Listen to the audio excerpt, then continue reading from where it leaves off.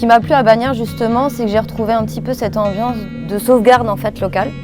Ce parti pris pour tout ce qui était nature, local, artisanat. Ce que j'aime dans la nature, finalement, c'est qu'elle est tout le temps mouvante, c'est pas figé. On peut pas s'en lasser non plus. Dans la céramique, c'est pareil en fait. Il y a 10 000 possibilités. Ça fait 7 ans que je fais ce métier-là où j'ai produit, moi, mes choses pour me découvrir un peu en tant qu'artisan, artiste. Et aujourd'hui, je ressens le besoin de transmettre.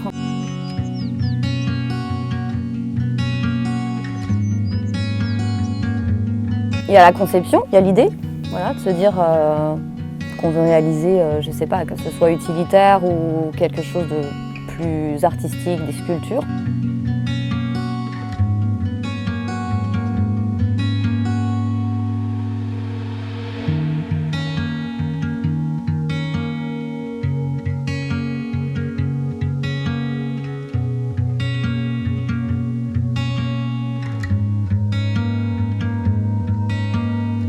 Après, tu as la préparation de la terre, choisir la terre en fait, qui va convenir à cet objet.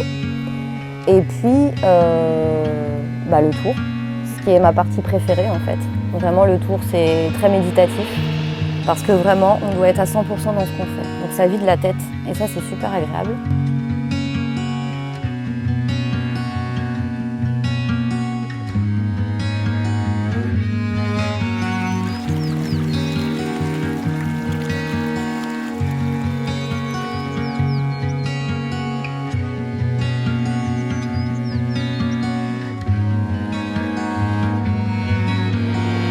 Après, il y a le séchage, un peu de la pièce. Il faut qu'elle soit cuire.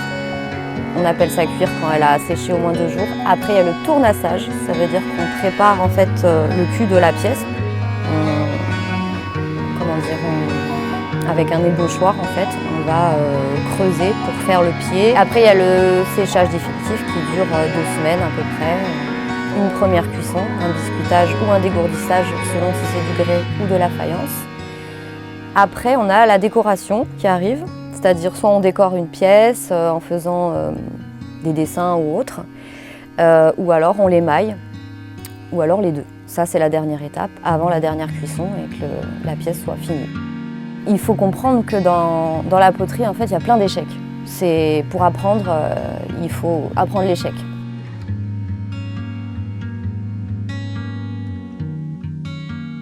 C'est une petite pierre à l'édifice, mais ça permet de se dire quand même qu'on contribue un petit peu à sauvegarder déjà un métier, qui est un des métiers les plus vus du monde, et à permettre aussi aux gens en fait, de se rapprocher des vraies valeurs.